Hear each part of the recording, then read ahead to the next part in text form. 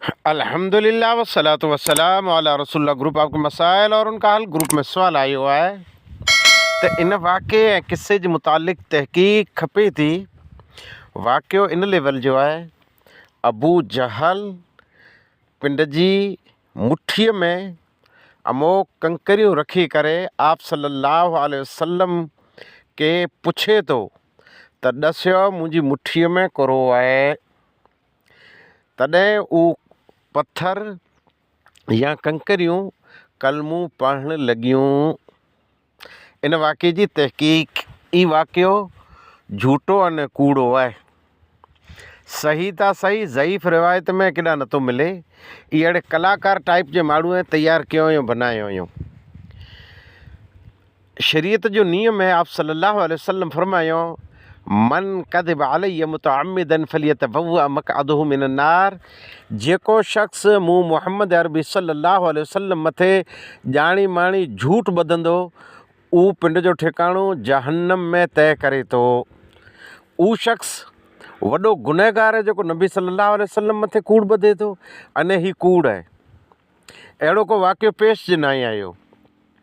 अने ख़तीब अने अमोक हिंटाणे था हज़ारूं बल्कि लखूं अहिड़ा मुस्लमान आहिनि जंहिंजे मोबाइल में ई ट्यून अचे थो, कॉलर ट्यून चवनि था या अहिड़ो कंहिंखे चवनि था, जरा फ़ोन कयो जो बताओ मेरी मुट्ठी में क्या है। ये मड़ा झूठ है, गलत है। ये वस्तु इस्लाम में आई है न। जॾहिं त आप सल्लल्लाहु अलैहि वसल्लम जी शान आला है, मर्तबो ऊंचो है। वरफ़ाना लक ज़िक्रक। नबी सल्लल्लाहु अलैहि वसल्लम इमामुल अंबिया आहिनि। नबी सल्लल्लाहु अलैहि वसल्लम इमाम आज़म आहिनि। नबी सल्लल्लाहु अलैहि वसल्लम शफ़ाअतुल कुबरा जा हक़दार आहिनि। नबी सल्लल्लाहु अलैहि वसल्लम लिवाउल हम्द जा मालिक आहिनि। आप सल्लल्लाहु अलैहि वसल्लम मुज़म्मिल मुदस्सिर नबी आहिनि। आप सल्लल्लाहु अलैहि वसल्लम रहमतुल लिल आलमीन नबी आहिनि। शम्सुज़ ज़ुहा आहिनि, बदरुद्दुजा आहिनि।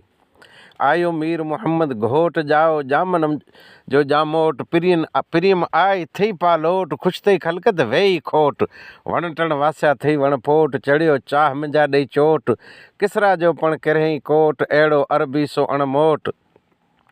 कहर कंबाया कुल कुफरान वञा कुरैशीअ तां कुर्बान। नबी सल्लल्लाहु अलैहि वसल्लम जी शान भली ऐं ऊंची है, पण ही वाक़ियो झूठो अने कूड़ो है। जे बताओ मेरी मुट्ठी में क्या है, केॾा अरबी में जा आहे न, केॾा कंहिं हदीस में आहे न, कंहिं ज़ईफ़ पण किताब में न आहिनि।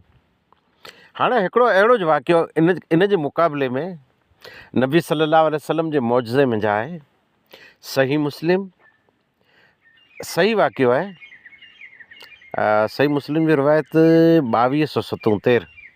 आप सल्लल्लाहु अलैहि वसल्लम फरमायो, जाबिर बिन समूरा रावी हदीस हैं, इन्नी लआरिफ हजरम बिमक्कत कान युसल्लिमु अलैया कबल अन उबास इन्नी लआरिफहु अलआन।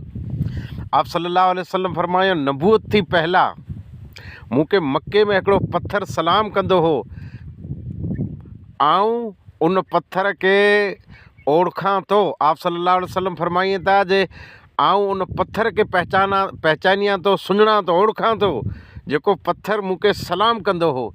ये सचो वाक़ियो है, सही वाक़ियो है।